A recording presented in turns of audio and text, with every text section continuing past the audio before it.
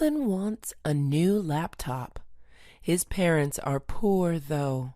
His mom recently lost her job. His dad recently quit his job. Alvin knows that he can't ask his parents for a laptop.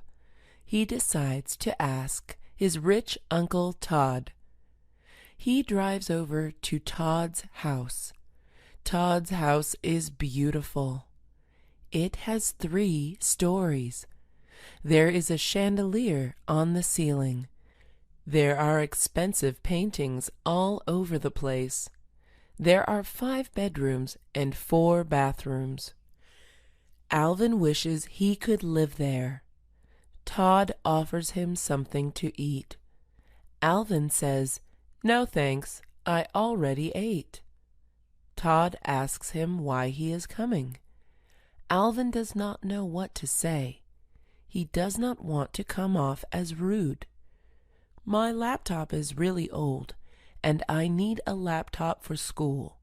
I would ask my parents, but they don't have jobs anymore," Alvin says. "I understand," Todd says. Todd takes out $800 from his wallet and gives it to Alvin. Alvin jumps up and down. He has never felt so happy in his entire life. His mom asks Alvin why he is so happy. Alvin does not say anything. He doesn't want to make his mom feel bad. It's hard to get into college these days. It used to be a lot easier.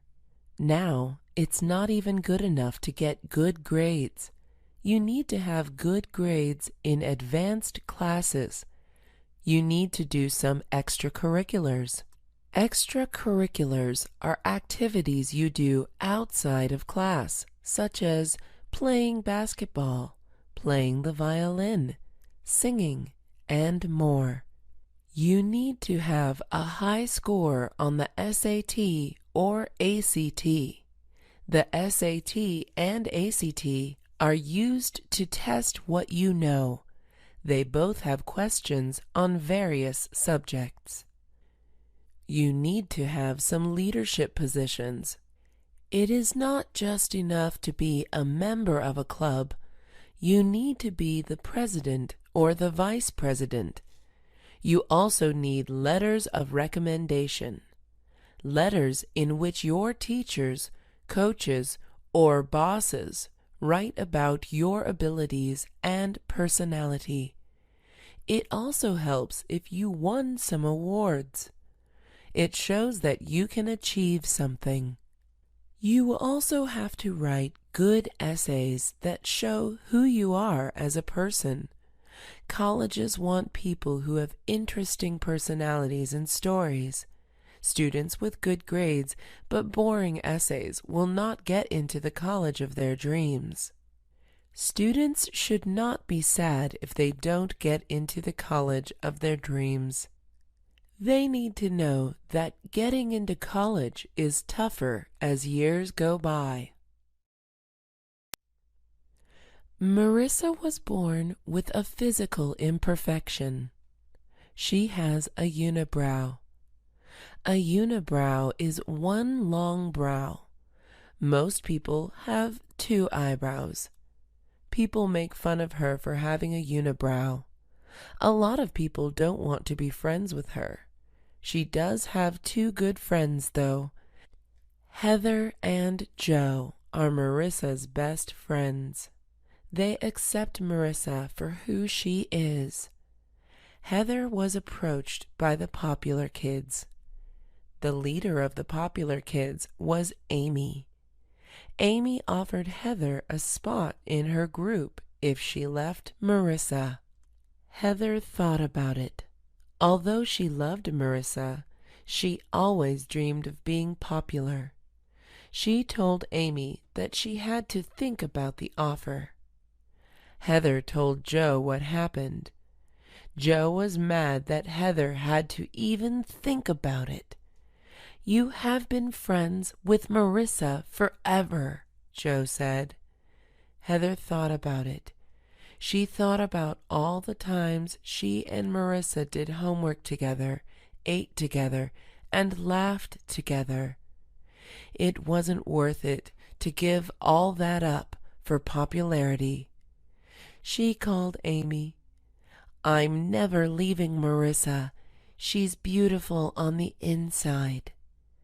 After talking to Amy, Heather asked Marissa and Joe to hang out. Abby lost her mom yesterday.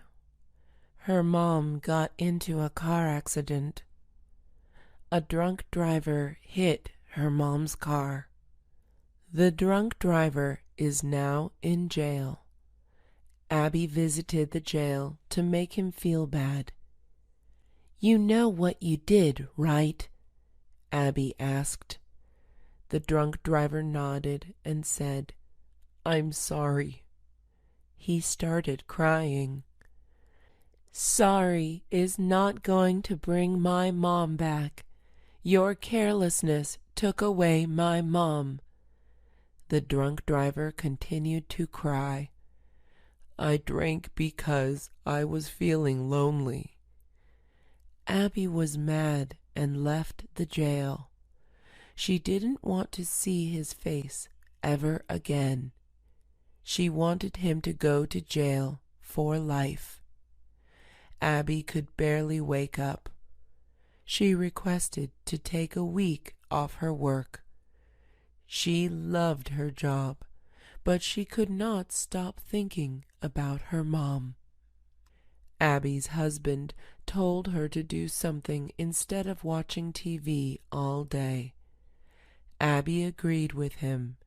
It was time for her to start doing something productive. She wanted to do something that would make her mom proud. Abby created a program to prevent drunk driving.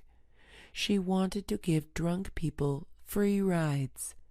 Abby visited colleges, clubs, and bars all across the country to encourage people not to drive when drinking.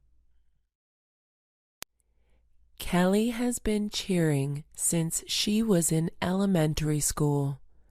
She is now in her last year of college, cheering for her school's sports teams. She plans to be a professional cheerleader for the Lakers team. That was her dream. Her parents wanted her to do something more normal, like becoming a nurse or working at a law firm. Kelly ignored her parents. Kelly and her teammates were cheering at their last basketball game.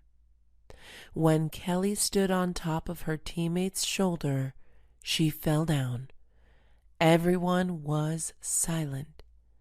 Her teammates checked up on her and asked if she was okay. Kelly had to be taken to the hospital. Her leg was permanently injured. "Can I ever be a professional cheerleader?" she asked.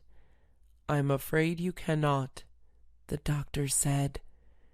Kelly felt that life was unfair. Kelly was scared for her future. All of her friends already knew what they wanted to do after college. Kelly had to change her plans. She already canceled her audition with the Lakers cheerleaders. Kelly thought about what she wanted to do for a career. She still wanted to do something related to cheer. After some thinking, Kelly wanted to be a coach for high school cheerleaders. Kimberly seems like a normal teenage girl. She goes to high school. She has homework. She has problems with the popular girls. She argues with her parents. However, Kimberly has a secret power. She has super strength. She can lift up cars from the ground. She uses her strength to fight crime in her city. She has even been on the news. Kimberly hides this secret from everyone except her younger brother and her parents. She doesn't want people to treat her differently. She feels that people might give her special treatment because she is a hero. She wants people to see her for who she truly is. To hide her identity, she wears a mask and green-colored contacts. Her superhero outfit includes a cape and a stretchy purple suit. Sometimes Kimberly does want to tell people she is a superhero, like when she was bullied by the popular girls. She came close to telling them one time after they destroyed her science project. Kimberly also has a sidekick who is her best friend. His superhero name is Autobot, and his real name is Oliver. His power is his super speed. Oliver goes to the same school as Kimberly, but he does not keep his identity a secret. Anna has a lucky jacket. Whenever she wears it, good things happen to her. She wore it on her final exam one time, and she got the highest grade in the class. The jacket is green with yellow stripes. It's really smelly because Anna never washes it. She is scared that washing the jacket will wash away the luck. She keeps the jacket in a closet all by itself. No other clothes are in the closet. Anna had an important interview for a job. She was very nervous about it. She wanted to wear the jacket, but the jacket was not appropriate for the interview. She needed to wear nice clothes. She decided to wear the jacket under a plain gray sweater. Perfect plan, she thought. When Anna entered the interview room, she started to sweat. She wondered why it was so hot. She realized that the heater was on. She sat down across from the interviewer. "Anna, you're sweating. You should take your sweater off." Anna laughed nervously. "I'm fine," she said.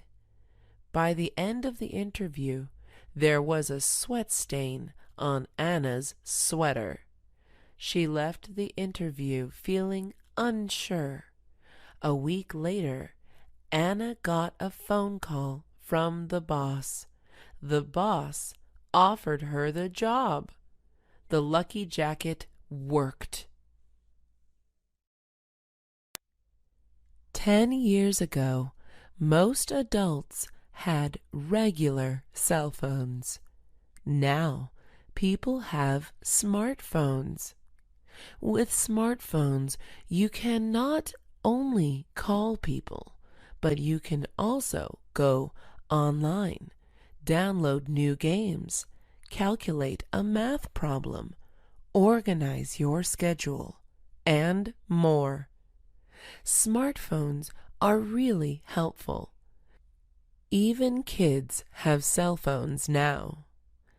People use their phones a lot these days, especially when they are waiting. People do not like to be bored, so they go on their phones. A lot of news reports are saying that people are looking at their phones way too much. People look at their phones when they are with others, and that is bad. Being addicted to something is never good. When you go into a restaurant and look at other customers, most of them have phones in their hands. They would rather text, play a game, or go online than talk to the people around them. Some restaurants have even offered a free meal or a discount if customers are willing not to use their phones for an entire hour. People also use their phones before they sleep. This is bad for them because it makes it harder for them to go to sleep. The light from the phone tricks our bodies into thinking we need to be awake. The terrorist attacks have scared a lot of people from studying abroad. Many students go to big cities to take pictures, shop, and explore. Terrorists attack these big cities, though, because they know that there will be a lot of people. The truth is, we should not stop people from studying abroad. These terrorist attacks can happen any time. We can't live in fear. We must do the things we love. People are also scared to travel in general because of plane accidents. Terrorists often bring explosives on planes. Some people are also scared of dying on a plane. All the passengers in Malaysia Airlines Flight 370 are missing. We still don't know what happened to them. Not too long after, all the passengers in Malaysia Airlines Flight 17 died. It was a very tragic event. It is scary that our lives can end so quickly and suddenly. We need to live life to the fullest. We need to love the people around us and be thankful for every day that we live. There are always news stories about people dying before they should. It's not the best thing to hear about, but it makes us more aware of our own lives. Brenda has to make an important decision. She got accepted to an internship in France. She also got a job offer at a hospital. She can only do one, though. She made a list of pros and cons. Pros are the good things, while cons are the bad things. The internship in France was good because Brenda always wanted to go to France. Her plane tickets and living accommodation would be paid for. The bad thing about the internship was that it had nothing to do with her life goals. The internship required her to teach French children English. Brenda was okay with children, but she didn't love them. One pro of the job offer at the hospital was that it was good for her end goal. Brenda's end goal was to be a doctor, and the job will teach her a lot about medical school. One con of the job offer was the location. The hospital is in a dangerous place where people have to be careful of being robbed and getting hurt. After a lot of thinking and looking at her list, Brenda decided to work in the hospital. She knew that working there would be good for her future. A lot of kids are smart. The thing that stops them from getting an A is procrastination. Procrastination is putting things off to a later time. An example of procrastination would be starting a project one day before it is due. Procrastinating is bad because it makes a person stressed out. It is also bad because the end product is usually not very good. Since studying is not very fun, students put video games, hanging out with friends, and eating out before studying. They end up studying the night before the test and do not get much sleep. This is bad because 8 hours of sleep or more is needed to do well. Students who procrastinate end up doing badly on tests. Teachers always encourage students to start early and do a little bit of studying every day. Procrastination does not just happen in school. It happens everywhere. People put off going to the doctor, applying for jobs, and more. Some people say that procrastination is just human nature.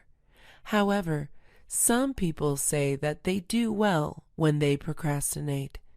They say that stress makes them work faster. Chris has been going to church every Sunday since he was 4 years old. His parents were very religious and wanted Chris to follow in their footsteps. His dad was a pastor, and his mom was a choir leader. Chris always felt like he was in the middle. He didn't particularly love or hate Christianity. Chris learned about other religions in his history class. He learned about Buddhism, Islam, Hinduism, and more. After learning about other religions, Chris wanted to convert to Buddhism. He felt like he could relate to it better. One Sunday, he told his parents he was not going to church. They were shocked and angry.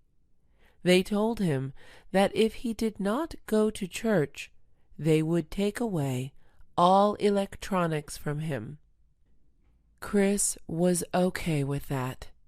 He gave his parents his cell phone, video game console, and laptop.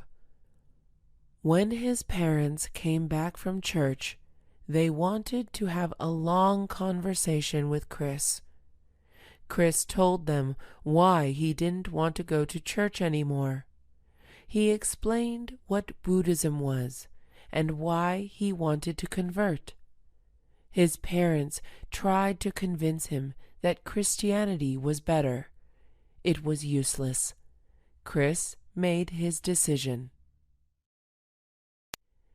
Dean was known as the tough guy at school. He always wore tight shirts that showed off his muscles. He always pushed the skinny kids at school. He always treated the teachers like they didn't matter. He never did his homework. He got in a lot of fights. People were afraid of him, and Dean loved it. Dean's world turned upside down when his brother passed away. He still went to class. His teacher was talking about Shakespeare, whom Dean's brother admired. Hearing about Shakespeare reminded Dean of his own brother. His eyes started to water. He didn't want anyone to see him cry. He got up from his desk. "Dean, you can't get up while I am teaching," Mr. Chen said. Everyone stared at Dean. Everyone could see the tears in his eyes. They laughed at him. Dean ran out of the classroom. Mr. Chen followed him and sat down with him. "Dean, it's okay to cry. Something tragic happened. Go ahead and cry." Dean put his head on Mr. Chen's shoulder and cried out loud. It was the first time he cried in front of someone. It was the first time he didn't act tough. Jared has a green water bottle that he brings to school every day. He loves it because it keeps his water cold. It also has a cool robot on it. One day, he loses it.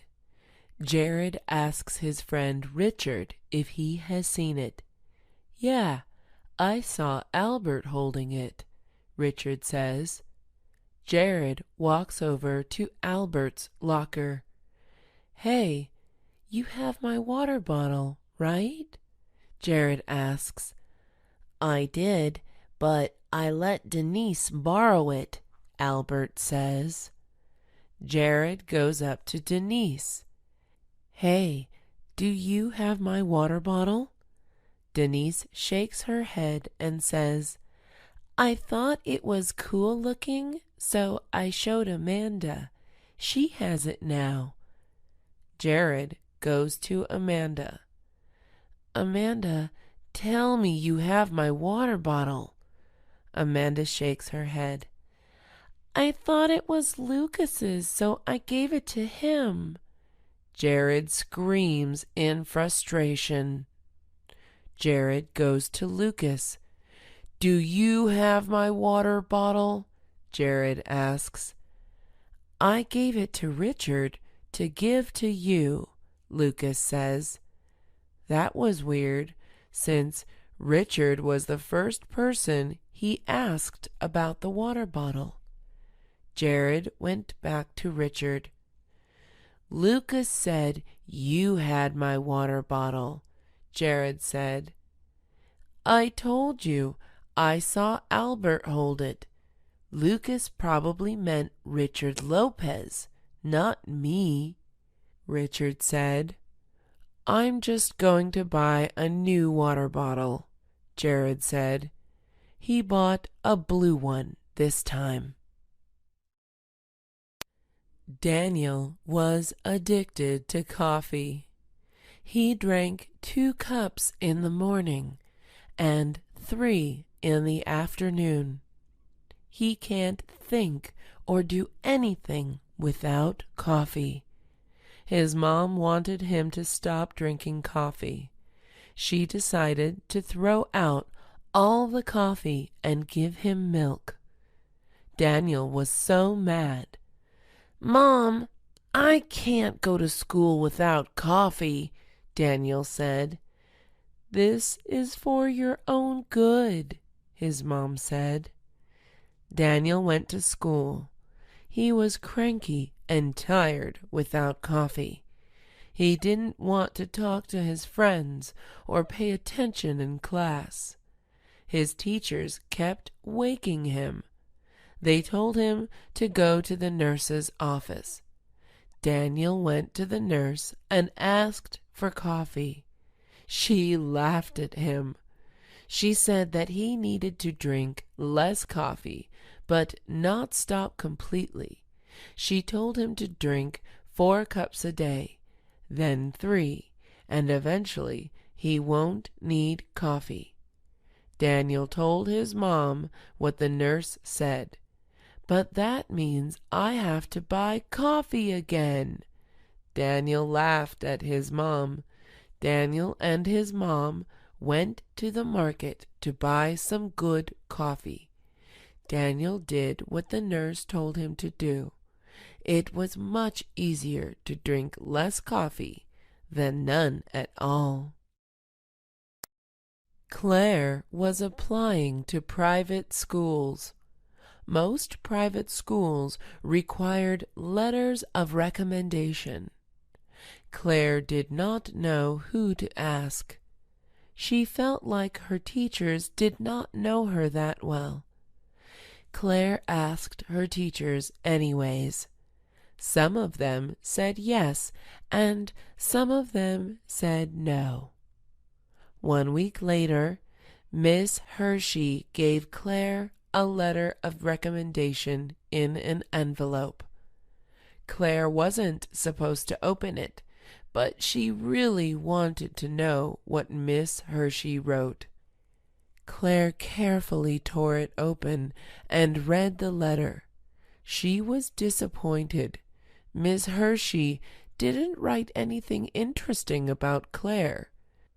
Ms. Hershey just wrote that Claire was a smart, nice girl. Claire couldn't get into her top schools with that letter. Claire asked her swim coach to write her a letter of recommendation.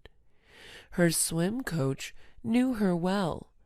The problem was that the swim coach wasn't the best writer. He did not go to college. Claire asked him to write a letter anyways. "Of course I'll write you a letter. I'll even send it to you," he said. 1 week later, Claire got an email from her swim coach. She was nervous to read what he wrote. Claire was impressed with the letter. Her swim coach was really funny, yet intelligent in the letter. Elliot was a huge fan of The Cooker. The Cooker was a rapper who was known for his deep voice and super fast rapping. The Cooker's real name was Theodore Cook. Elliot had tickets to his sold-out concert in San Francisco. It was the first time he would see him in person. He also had backstage tickets so he could talk to him. Elliot drove to San Francisco with some friends to see The Cooker. They had pretty good seats. They could see his sweat. The Cooker was great live. His voice sounded the same as it did on the radio. Some singers can't sing live. The Cooker wasn't one of them.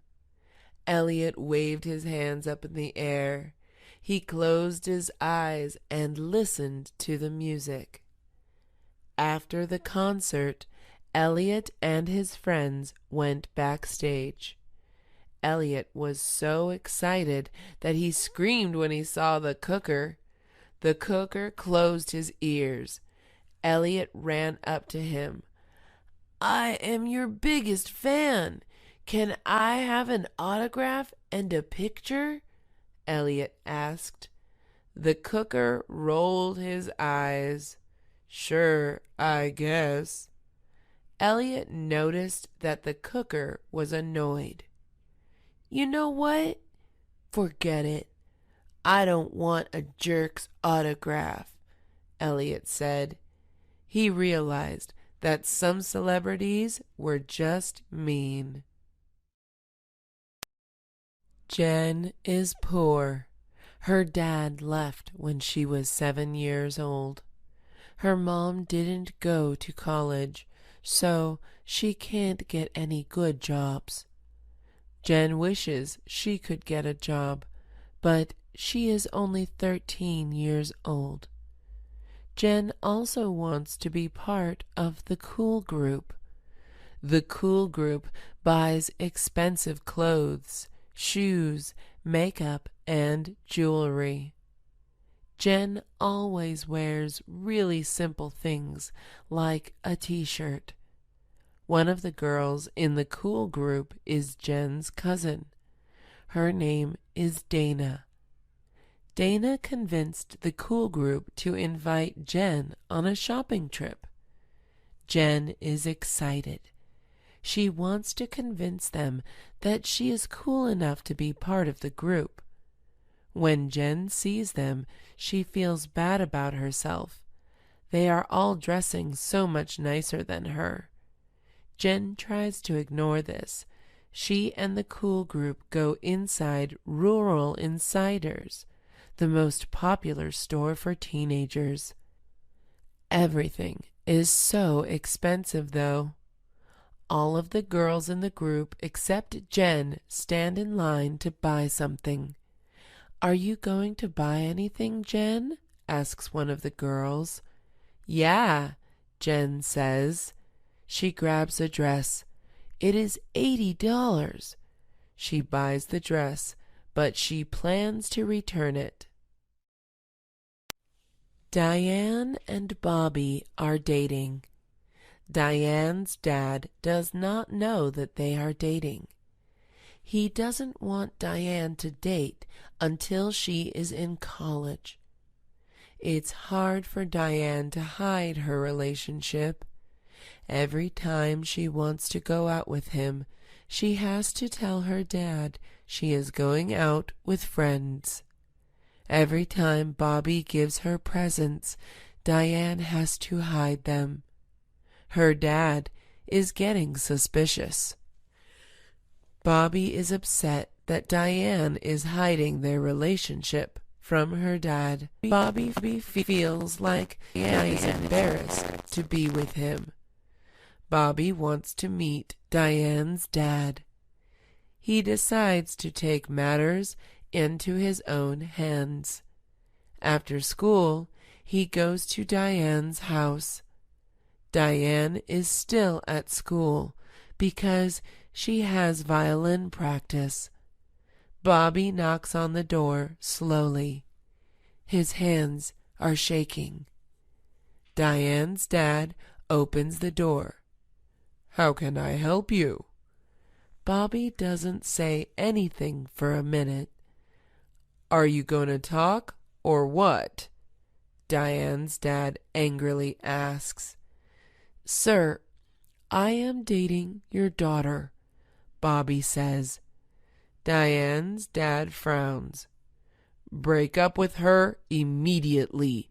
She's too young to be dating." Bobby is sad.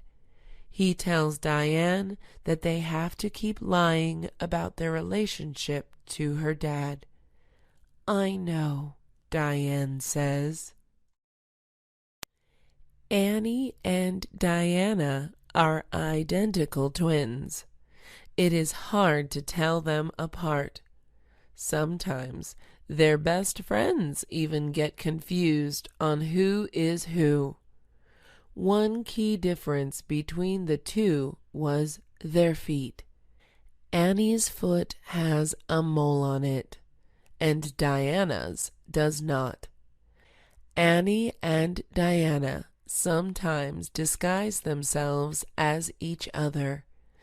Annie pretends to be Diana when Diana doesn't want to take math tests. Diana pretends to be Annie when Annie has to do the mile run in physical education class. They have been doing this for years. Annie and Diana's enemy, Scarlett, finds out what they have been doing. She tells their math and physical education teachers that they have been cheating all along. Mr. Thompson, the math teacher, gives them both an F.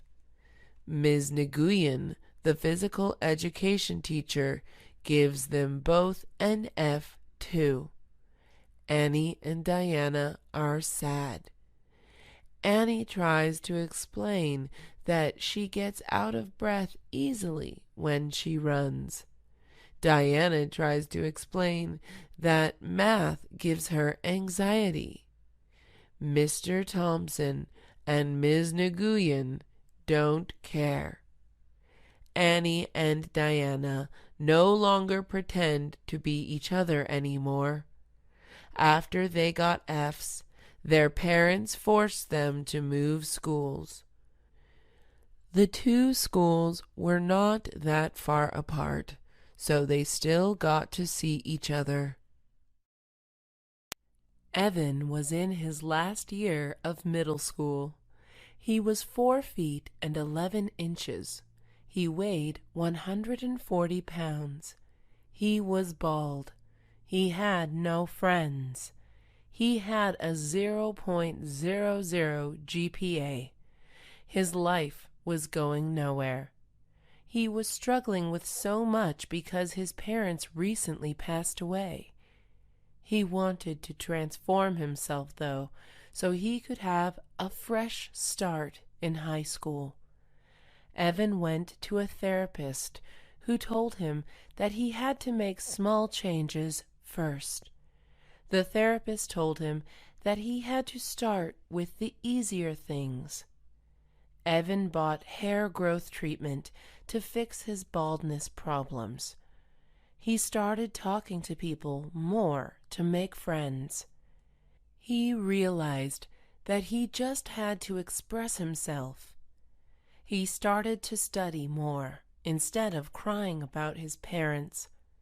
He started to eat healthier to lose weight. When Evan entered high school on the very first day, he was a totally different person. His classmates could not recognize him.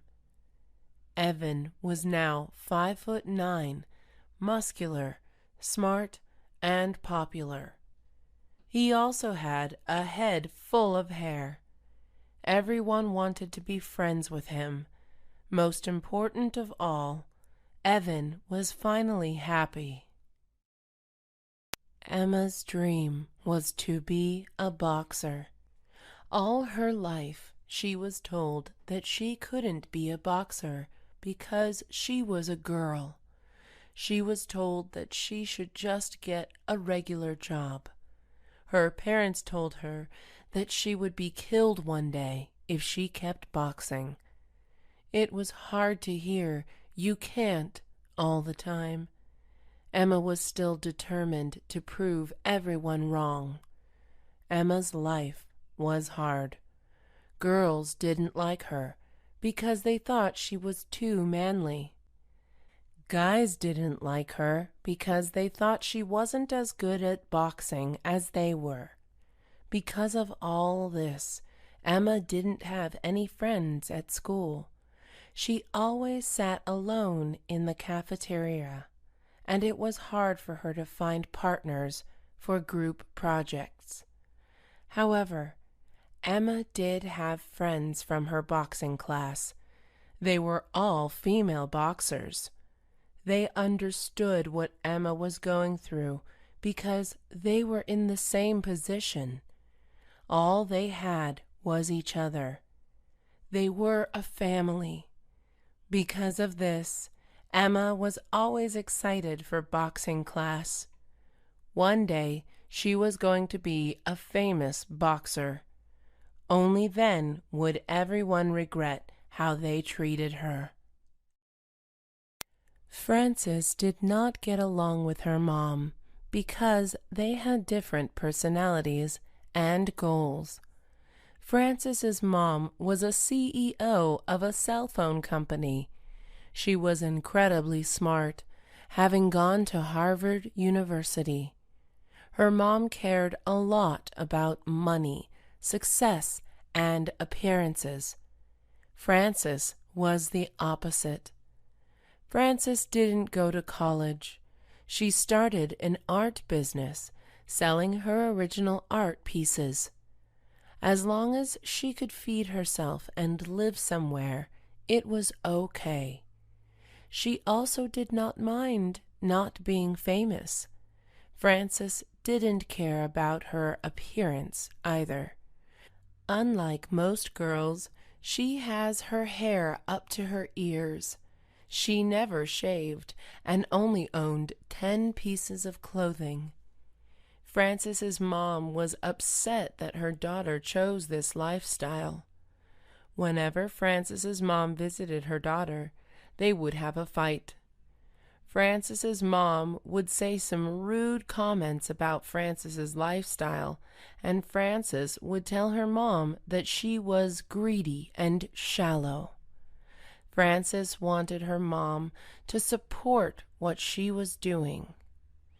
Frances was going to get married. She wanted to invite her mom to her wedding, but she knew that she wouldn't approve of her fiancé because he was exactly like Frances. However, at the end of the day, Frances loved her mom, so she gave her the wedding invitation. Frances and Ryan were getting married. They dated for 5 years before Ryan proposed. They were both artists who enjoyed peace and quiet. They wanted a simple wedding with their closest friends and family. They decided to have their wedding in the backyard of Ryan's house. Frances did not want to spend too much money on a dress, so she made her own. Ryan felt the same way and borrowed his dad's suit. Although their wedding wasn't perfect, Frances and Ryan loved each other. The minister asked Frances if she would take Ryan as her husband. Frances said, "I do." The minister then asked Ryan if he would take Frances as his wife. Before he could say yes, someone screamed no.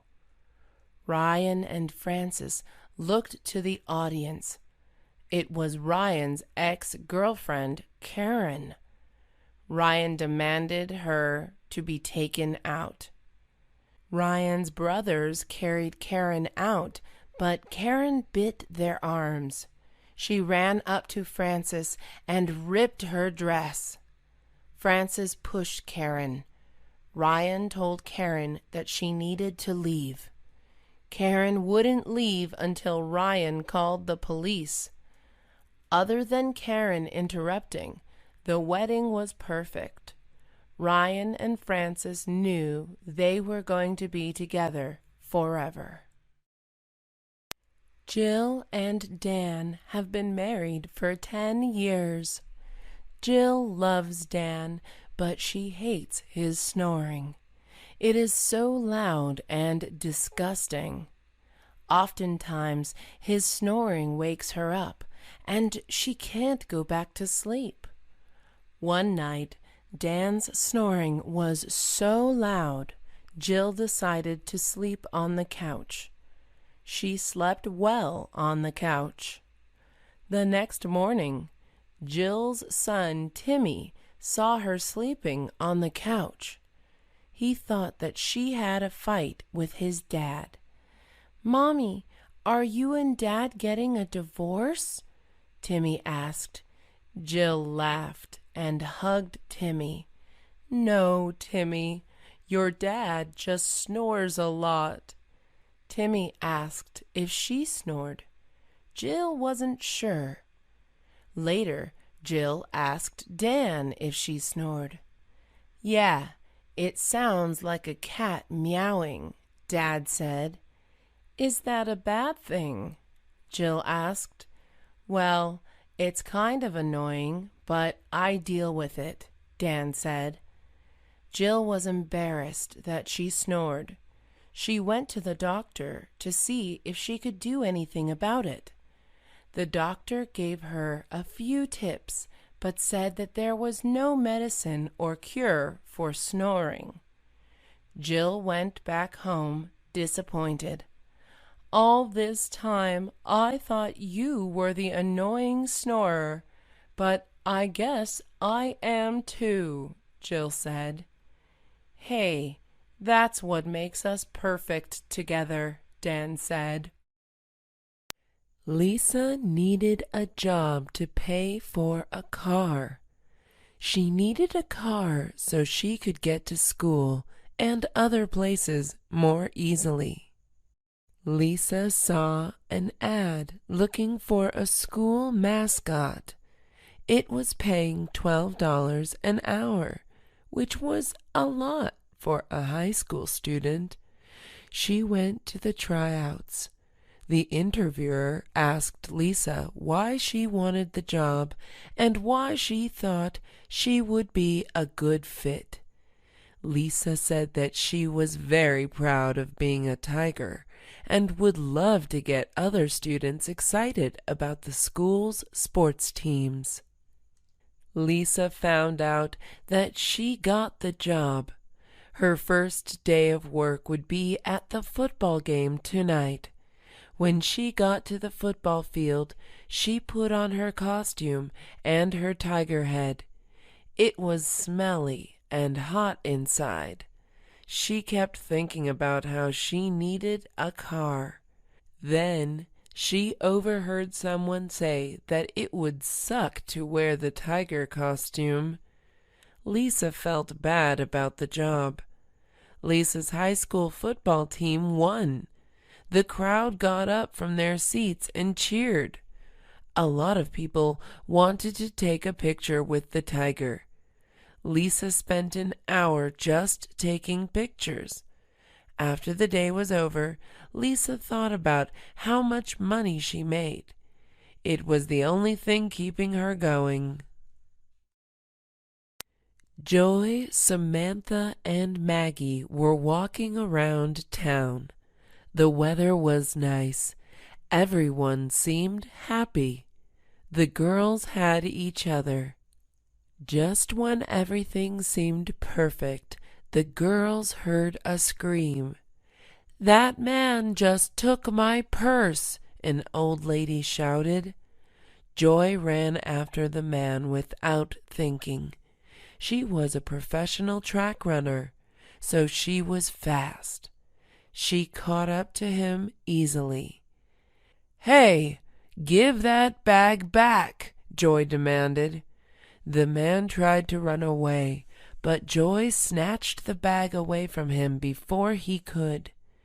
A police officer saw the whole thing happening.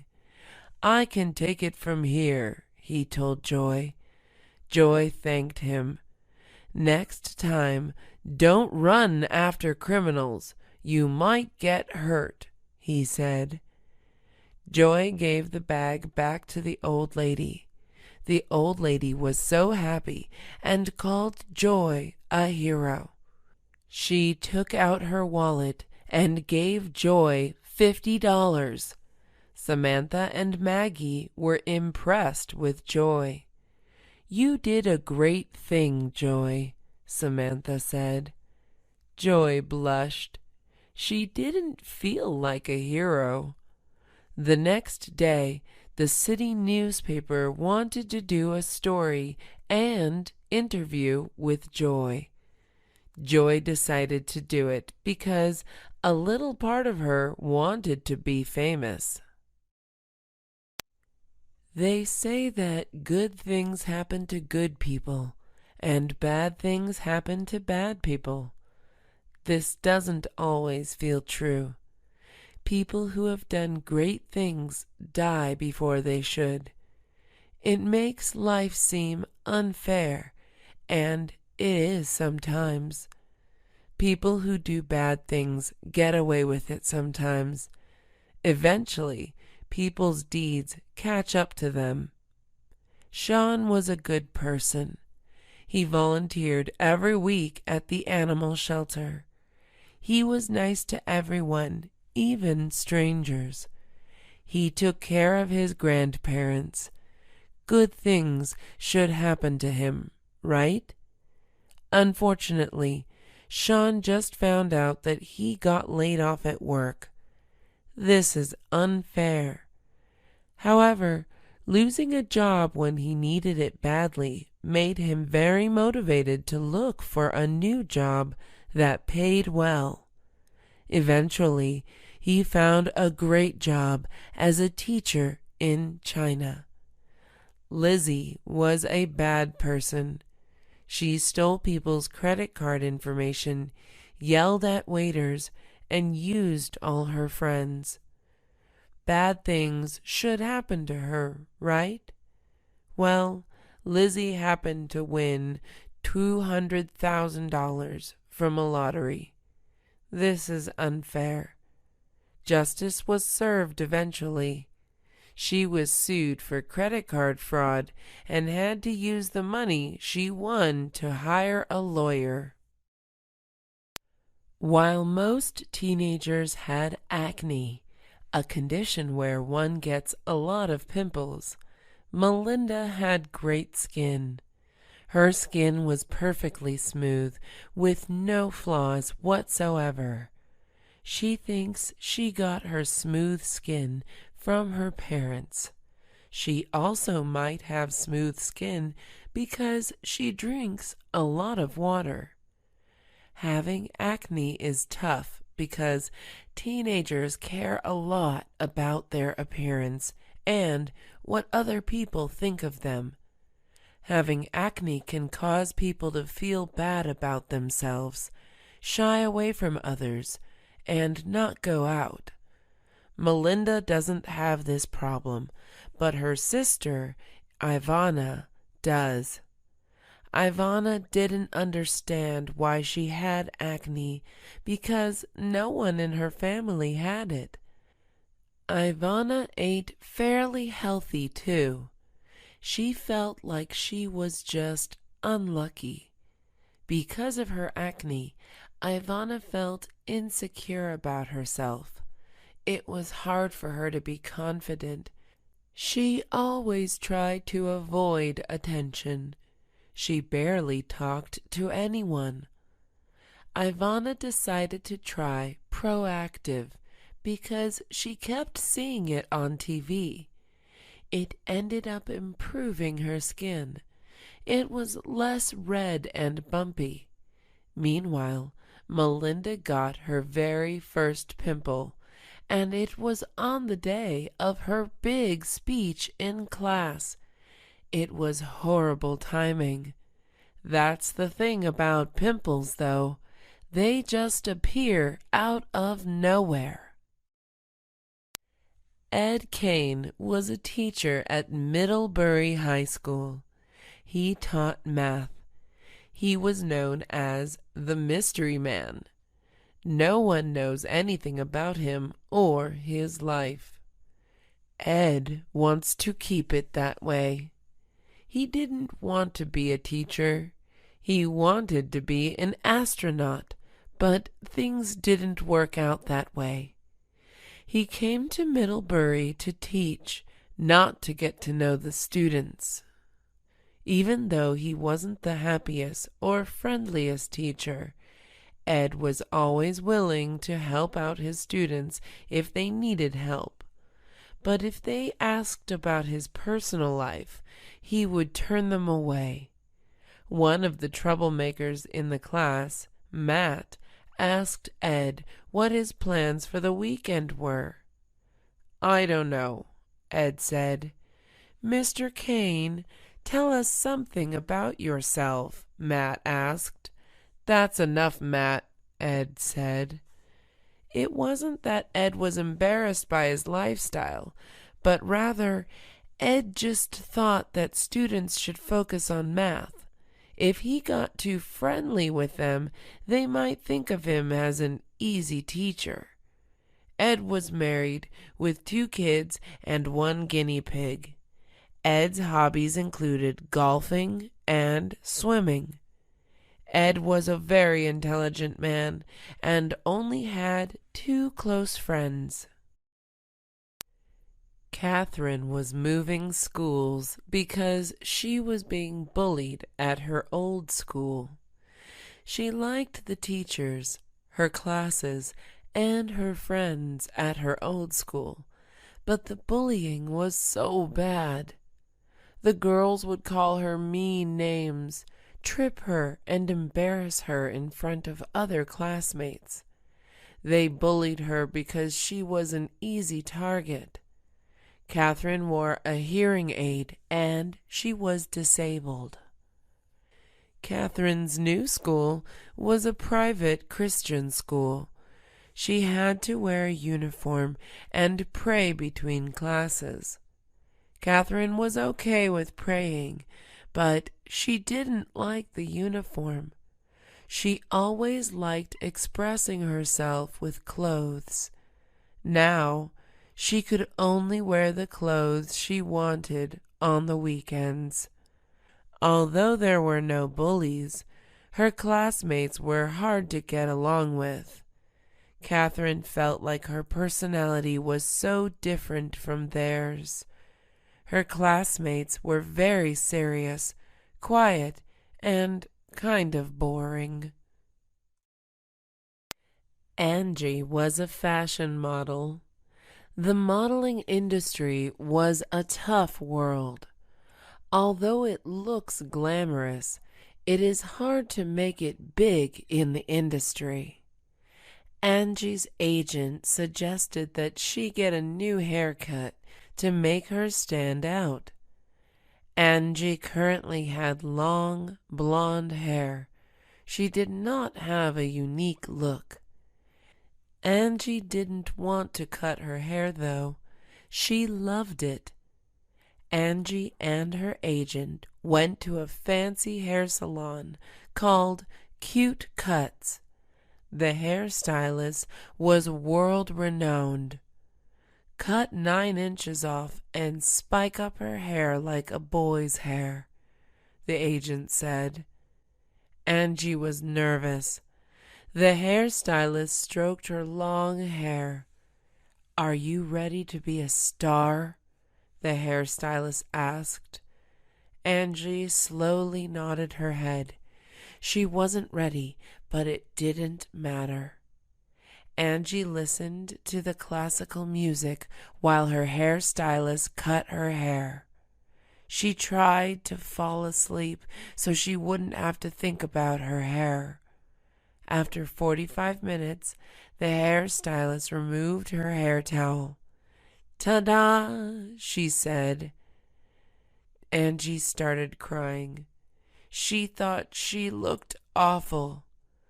"You'll feel better once you book jobs," the agent said. Although Angie didn't like her haircut, she admitted that it was going to make her stand out. Right now, Eileen is a famous fashion designer. She started from the bottom, though. She was raised by a single mother with 5 other siblings. There was barely enough to eat. In fact, there were a lot of days when she just ate an apple and a slice of bread. Eileen also lived in a bad neighborhood where hearing gunshots was normal. Eileen didn't do well in school either. She had a hard time focusing and often fell asleep while her teachers were talking. It was hard to think about George Washington or the scientific theory when you had personal problems.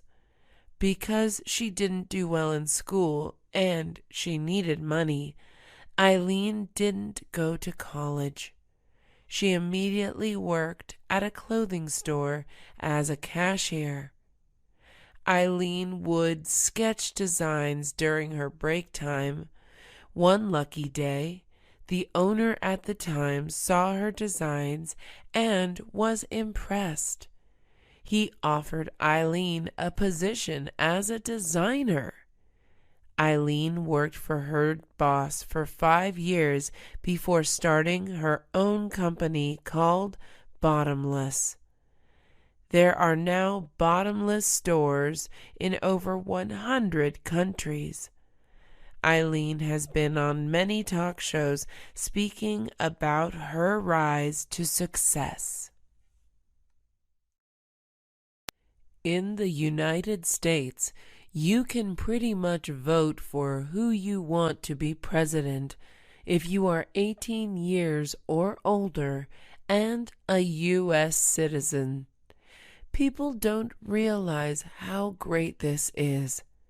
In some countries, power is passed on to relatives, and the people don't get any say in who the leader of the country should be. However, a lot of people in the United States, especially young people, do not vote. There are many reasons why people don't vote. Firstly, they don't believe their vote matters. The truth is, everyone's vote matters.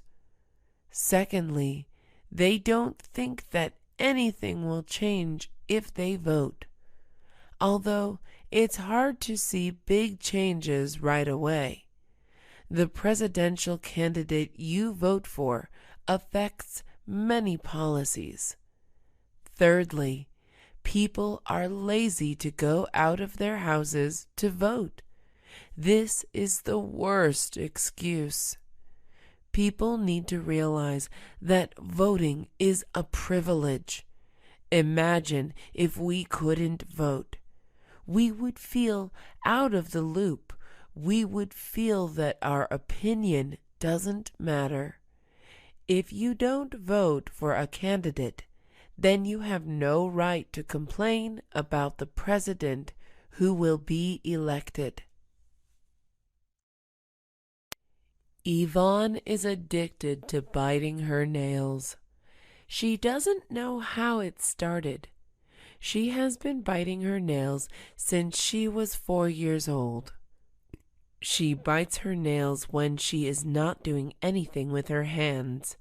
She bites her nails when listening to her professor or waiting in line. People around her are grossed out by her habit, but Yvonne can't help it. Her addiction is getting worse. Yvonne now has an infection on the tips of her fingers. Her fingernails are also yellow. When Yvonne noticed all this, she realized that she needed to make a big change. Yvonne decided to paint her nails to stop herself from biting them, since she doesn't want to bite on the nail polish. Yvonne was in class listening to a boring lecture which made her want to bite her nails.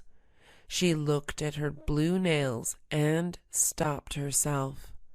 10 minutes later, she looked at her nails again. She started sweating and tapping her foot.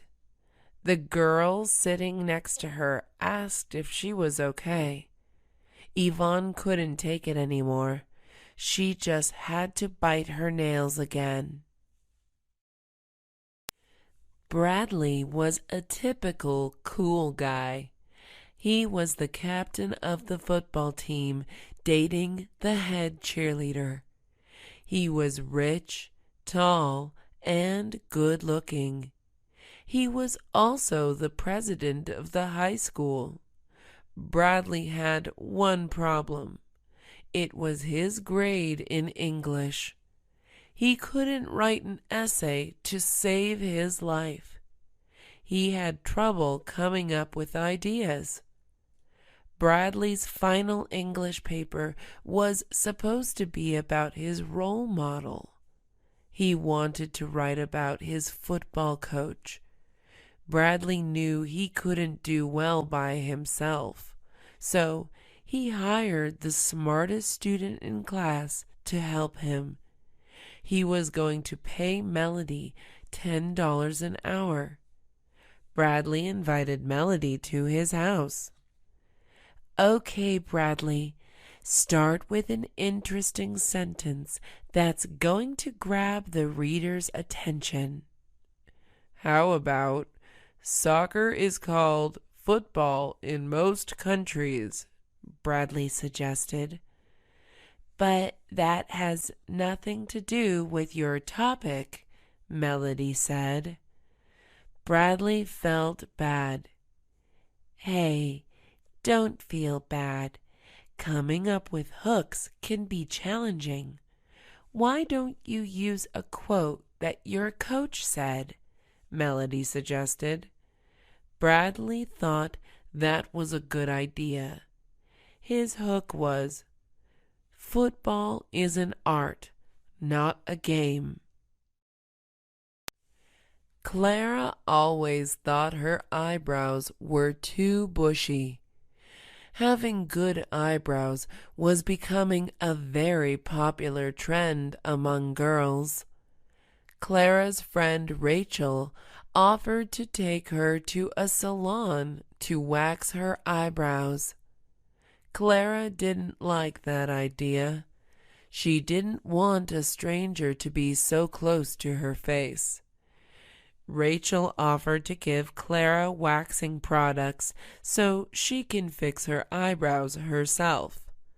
Clara said okay. Clara went over to Rachel's house to get the eyebrow waxing material. She then went to Rachel's bathroom. Clara was nervous. What if she did it wrong? She slowly spread the wax on her eyebrows. A couple minutes later, she pulled the wax off. "Ouch!" Clara yelled. Clara looked in the mirror. Her eyebrows were gone. She had accidentally pulled off too much of it. She screamed. Rachel went in the bathroom to check on her. "I heard screaming. What's wrong?" Rachel asked. Clara turned around and pointed at her face. Rachel tried to hide her laugh. "It's not funny," Clara said. "Well, it kinda is, because you were worried that you had too much hair before, and now you have none," Rachel said. Paul tried hard to please everyone and had a hard time saying no to anything. When people asked him to do exciting things, Paul said yes, so people would think he's a fun guy. He also said yes to exciting things because he thought life was too short not to try new things. When people asked him to do favors for them, Paul said yes because he wanted people to like him. His agreement to everything was a big problem when he was busy with homework, chores, or any other personal commitments. One time, he had a test that was worth 50% of his final grade, and the day before it, he decided to go skydiving with his neighbor. Skydiving took about 5 hours, and Paul couldn't get home until 11 p.m. By then, he was tired and found it hard to focus on studying. Another time, Paul's friend asked if he could turn in her paper for her at 3 p.m. Paul had to be at his soccer game at 3:10 p.m. Any other person would have said no, but not Paul. Paul turned in the paper for his friend, ran to the gym to change, and then arrived at the soccer game 10 minutes late. Kenneth and Leslie raised their kids to have Christmas spirit. They do all the Christmas traditions, everything from decorating the house with lights to putting a star on top of the Christmas tree. The kids even think that Santa Claus is real. This all changed when Kenneth and Leslie's son Thomas saw Kenneth putting a bunch of Christmas presents under the Christmas tree late at night. Thomas gasped. He was upset that his parents lied to him.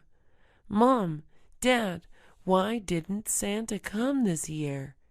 I saw you two putting gifts under the tree," he said. Kenneth and Leslie looked at each other with worries.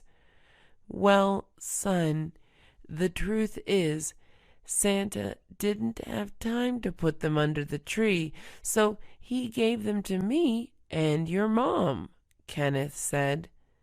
Leslie was impressed with her husband's ability to come up with a lie so quickly. "You know, a lot of kids at school say that Santa isn't real," Thomas said. "Well, they're lying, honey. They just want to make you feel bad," Leslie said. "Really? Well, can you prove it by bringing me to Santa Claus?" Thomas asked. "Well, we can bring him to you," Kenneth said. An hour later, Kenneth entered the house in a Santa Claus costume. Linda loved her husband, Tom, but she hated Valentine's Day. She thought it was lame and pointless.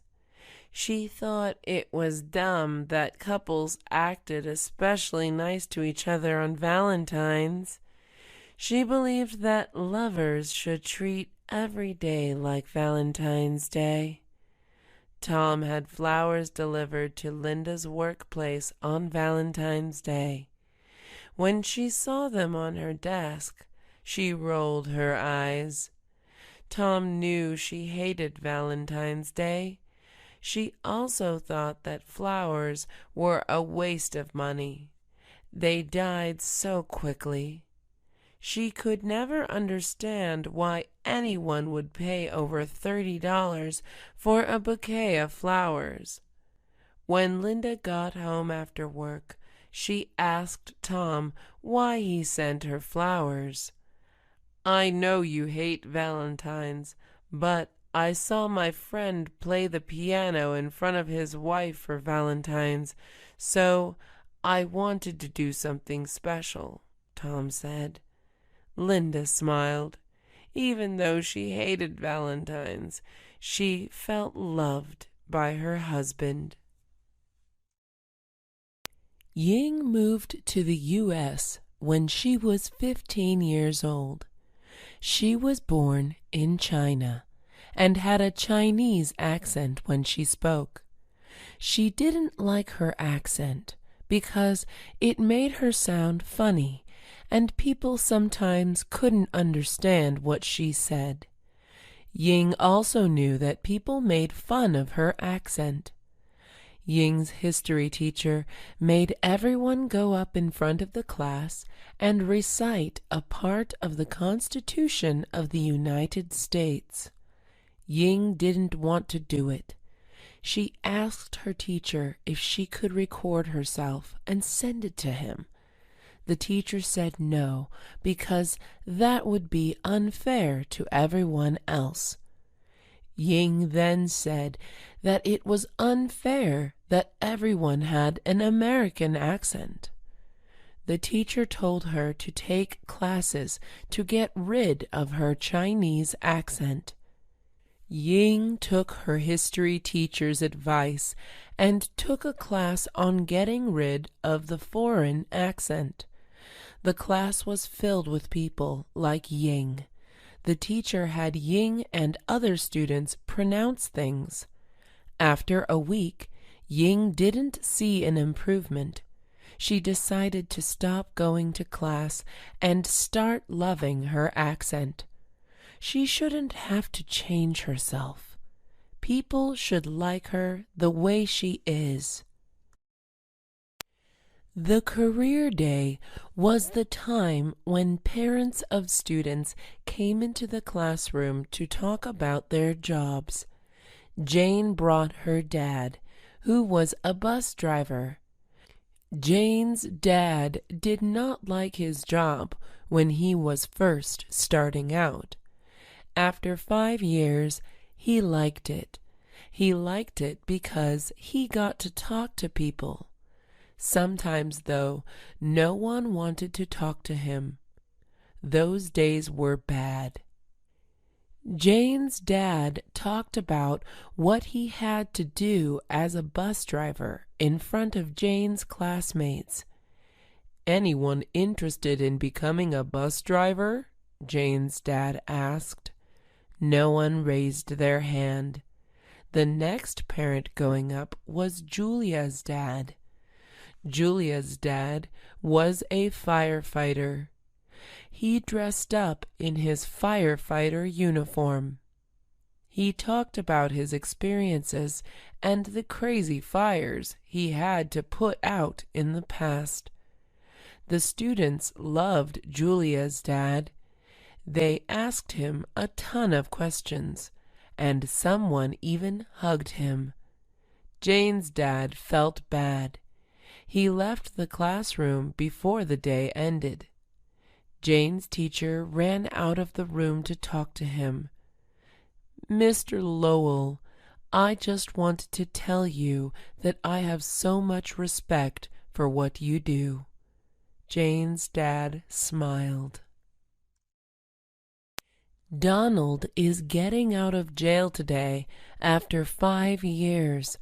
He was in jail for hurting a convenience store manager.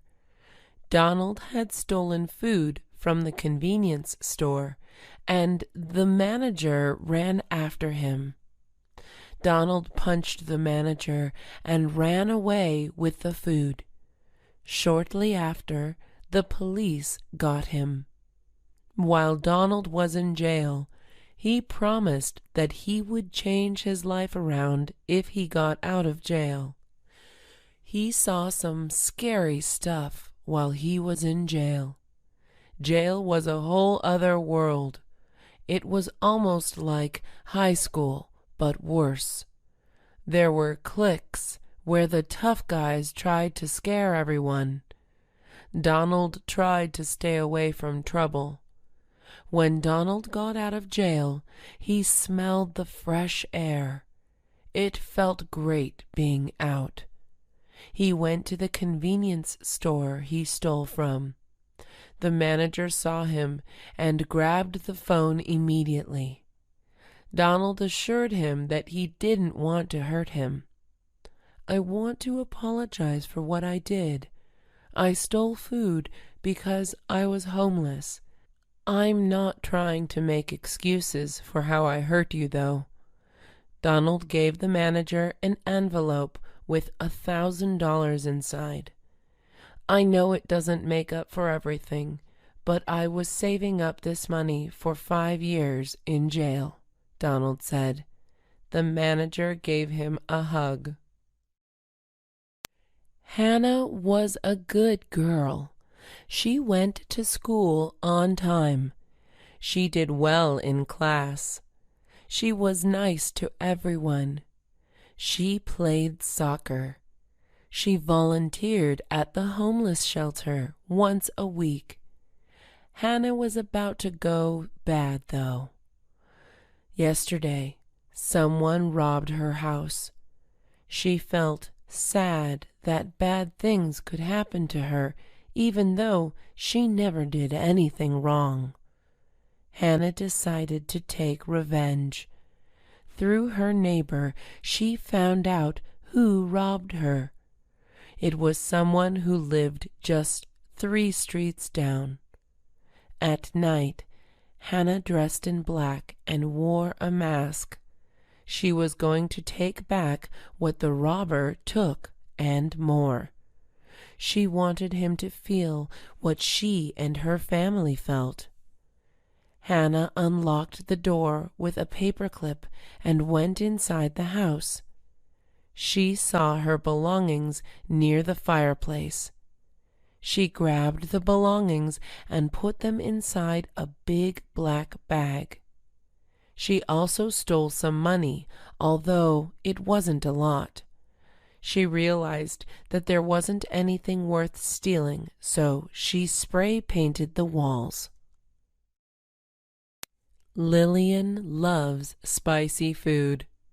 She has a high tolerance for it, which means that she can eat a lot of it without suffering. Sometimes she even adds more chili to spicy food. Lillian and her friends decide to try the fireball wings at a popular chicken wing place in their town. The fireball wings were supposed to be so spicy that you could still feel the burn after 1 hour of eating a bite. Lillian and her friends had to sign a waiver to eat the wings so that they couldn't sue the business if they had any health problems after eating the wings. Lillian was excited. Finally, the plate of wings came in, and everyone could smell the chili. One of her friends sneezed because the smell was so strong. Lillian took the first bite. It was hot. She started panting and breathing heavily. She drank some water, but it was still hot. Her friends ordered some milk for her. Milk is supposed to be good for dealing with spicy food. Lillian drank 2 glasses of milk, but her mouth was still burning. Her friends decided not to eat the wings because if Lillian couldn't handle it, then they surely wouldn't. Benjamin and Kyle are best friends. They met when they were 10 years old. They were both in the same swim class. They became the fastest swimmers in their class. They joined the swim team at their high school. Even though they were great swimmers, Benjamin and Kyle had different personalities. Benjamin was book smart. He had straight A's in all his classes, even the advanced ones. Kyle was street smart. He knew how to get what he wanted.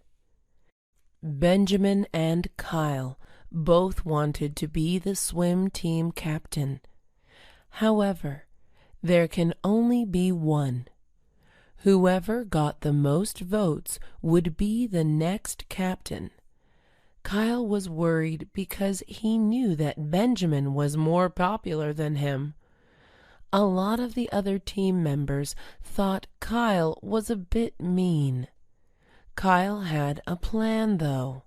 The next day, he gathered up all the swim team members except Benjamin to meet him at the pool. "Hey guys, I know you want to vote for Benjamin, and I think he's a great guy. The thing is, he would be a terrible captain. He always puts school first. He would rather study for a test than practice his breaststrokes. I love swim and would put everything I have into this team." Kyle knew what he did was bad, but he wanted to be captain so badly that he did not care. Benjamin walked out of the locker room after swim practice. One of his team members, Aaron, wanted to talk to him. "Ben, there's something you have to know," Aaron said. "What is it?" Benjamin asked. "Kyle said you would be a terrible captain to the entire swim team," Aaron said. Benjamin went back home depressed. He didn't think that Kyle would betray him.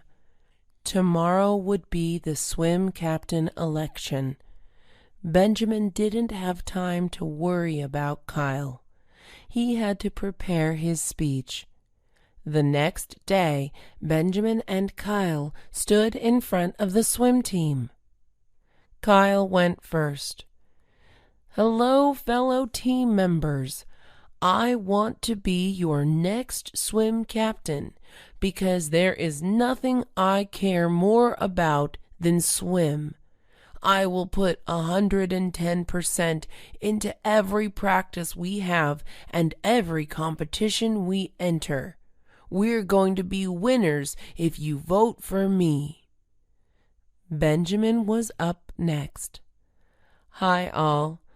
I should be the next captain because I want to make this team stronger. It's important that we all work together and be friends with each other. We need to support each other whether we win or lose. I will make this team a family. By being a family, we will be more motivated to do our best." Benjamin and Kyle had just made their speeches to be swim captain. "All right, all those who want Kyle as your captain, raise your hand," the swim coach said. 5 people raised their hands. "All those for Benjamin, raise your hand," the swim coach said. 30 people raised their hands. Everyone congratulated Benjamin and chanted his name. Kyle was upset and left school early. Benjamin went to Kyle's house after school. He knocked on Kyle's door. Kyle opened it. "Hey, man, what's up?" Kyle said. "Were you ever going to tell me that you said I'd be a terrible captain to the whole swim team?" Benjamin angrily asked. Kyle did not know that Benjamin found out about the betrayal. "I'm sorry, man. I wanted to be the captain so badly." "I thought we were best friends. How could you do that?" Benjamin asked. Kyle shook his head in shame. "The truth is, I was jealous of you. You're a great swimmer. You're the smartest one in our class, and everyone likes you." "Kyle, you're pretty great too. Girls like you. Your swim technique is amazing, and you know how to get what you want," Benjamin said. "Can you forgive me? I'm really sorry," Kyle said. "Yeah, but let's talk about it over dinner. I'm starving," Benjamin said. Kyle and Benjamin went to a restaurant they had been going to since they were 10 years old. Mary and Natasha both like Kyle. They both want to go to the homecoming dance with him. Mary got to him first. "Hey, Kyle, want to go to the homecoming with me?" "Oh, gosh. I'm actually asking someone else later today," Kyle said. Mary was furious. How could he say no to her? "Who are you asking?" Mary asked. "Natasha," he said. Mary had to do something. She couldn't let Natasha take Kyle away from her. Mary walked over to Benjamin, Kyle's best friend. "Hey, Benjamin, you should ask Natasha to the homecoming dance." "Really? I don't think she likes me," he said. "She told me she likes you," Mary said. "Okay, I will ask her out. Thanks for telling me," Benjamin said. Benjamin went up to Natasha during lunch with roses. "Natasha, will you go to the homecoming dance with me?" Benjamin asked. Natasha didn't want to go with Benjamin, but everyone was staring at them. She didn't want to embarrass him by saying no. "Yes, I'll go with you," she said. Kyle and Benjamin were hanging out after school. "So I'm going to the dance with Natasha," Benjamin excitedly said. "What? I was going to ask her out later today," Kyle said. "What? Well, it's too late. She already said yes to me," Benjamin said. Kyle was sad. He decided to ask Mary to the dance instead. It was better for him to ask someone than no one at all. At the dance, there was a DJ, a disco ball, food, the school mascot, and pretty decorations. Everyone was having a good time, except Benjamin, Kyle, Mary, and Natasha. Benjamin and Natasha barely spoke to each other. Natasha kept thinking about Kyle, and Benjamin thought Natasha was way too quiet. Kyle kept thinking about Natasha, and Mary was mad that Kyle wasn't paying attention to her. "Give me a second. I'm gonna see how Ben is doing," Kyle said to Mary. Kyle walked over to Benjamin.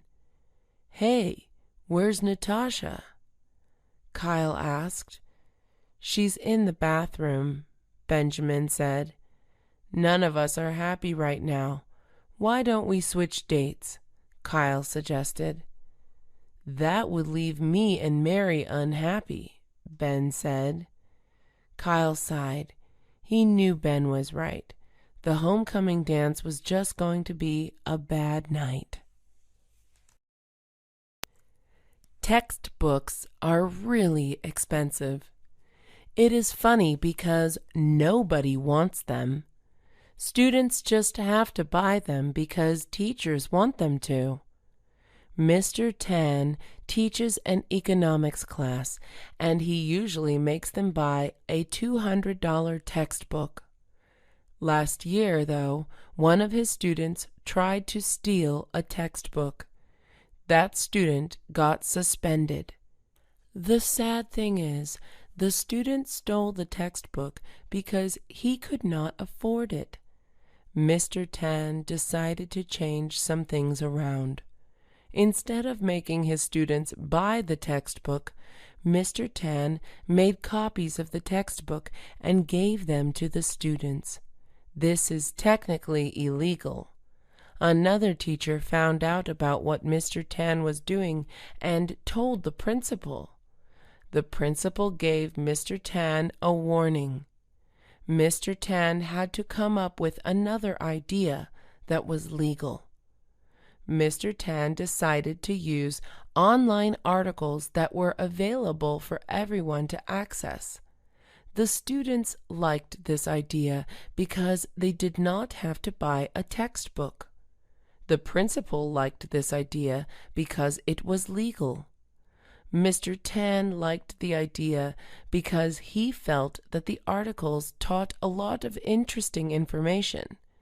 Mr. Tan won Teacher of the Year award. He was respected for caring about his students' financial situation. In college, everyone has different class enrollment times.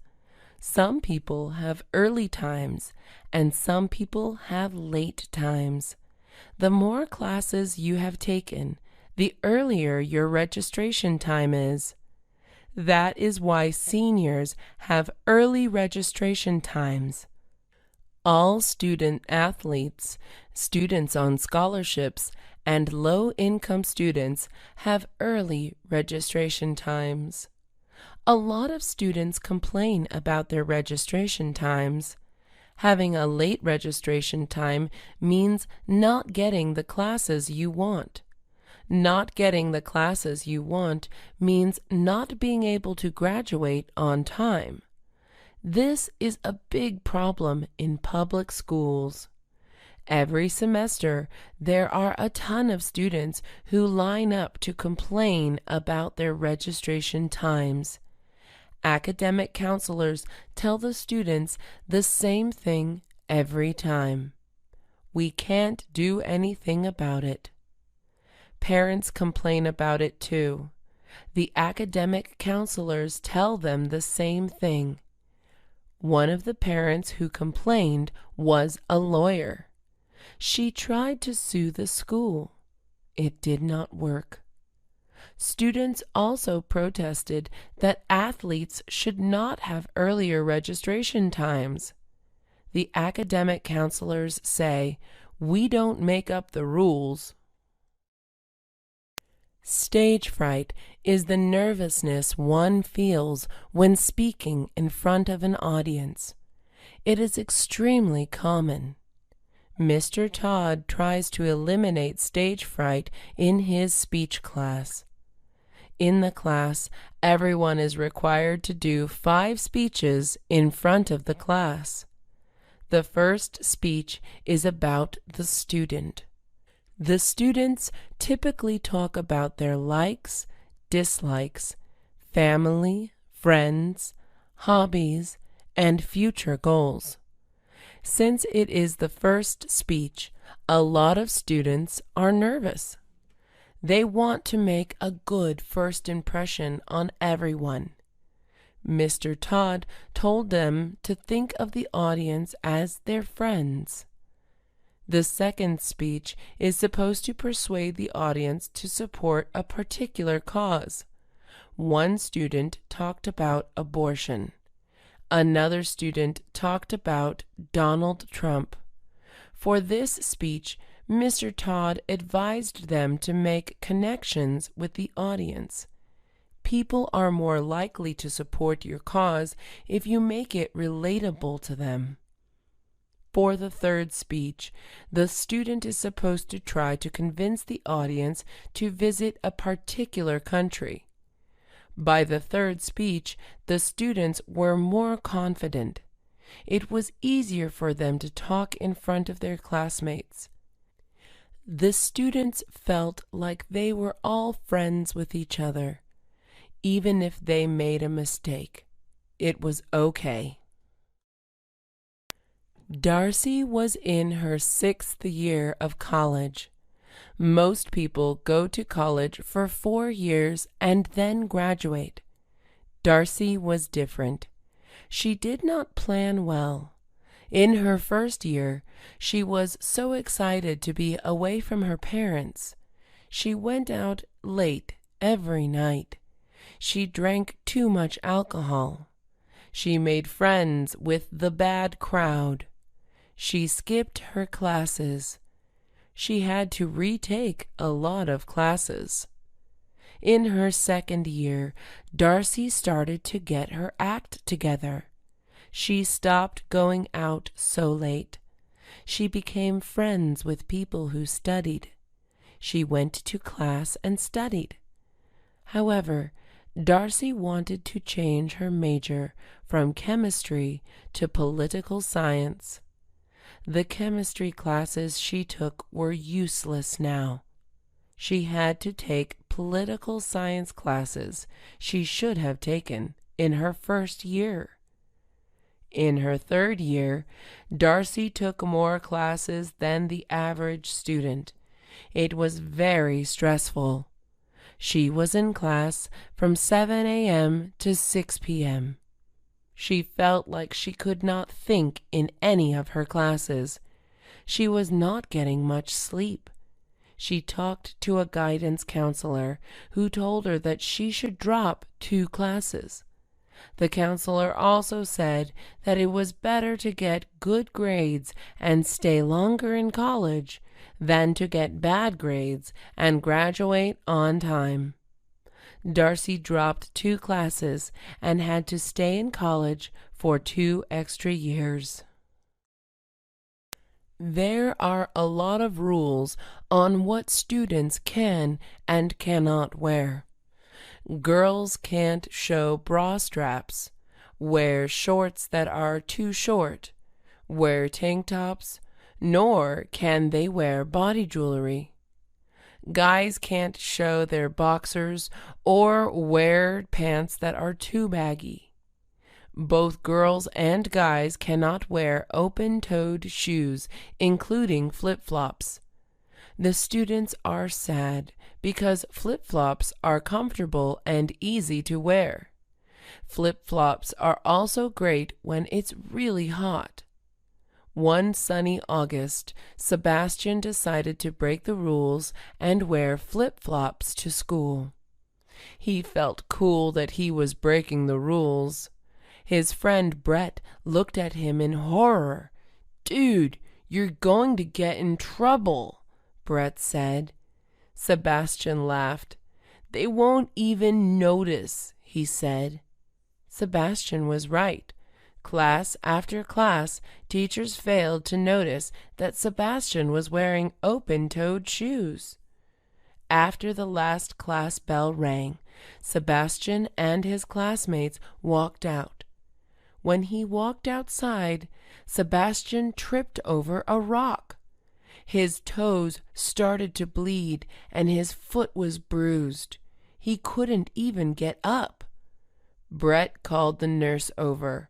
The situation was too serious for the nurse to handle. The nurse had to call the hospital. Sebastian never wore flip-flops again. Mabel was the most likable girl in school. Teachers loved her because she was a good student who always had something to say.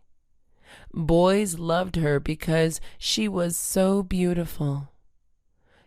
Girls loved her because she was nice and always helped them.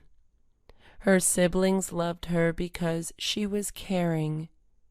Mabel just had a good impression on everyone.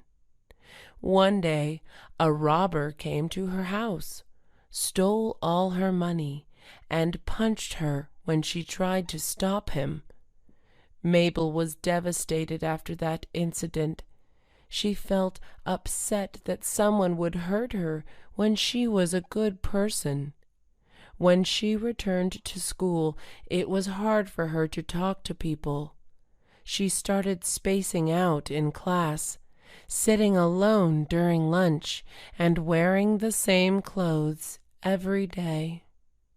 Mabel's friends were worried about her. They decided to go to her house to talk to her parents.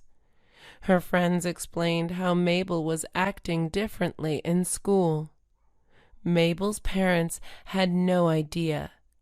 They talked to Mabel and told her that the robbery had nothing to do with her. Robbers just rob houses that they feel are the easiest to break into. Mabel's parents gave her a hug. Howard was never the athletic type. In fact, he was always the fat kid. People made fun of him for his size. Howard wanted to change that. He wanted to be more healthy. He wanted to get into sports. He saw a flyer for soccer tryouts. Howard never played soccer, but he watched it on TV. Howard had 1 week to get ready before tryouts. He watched soccer games on his TV for 2 hours.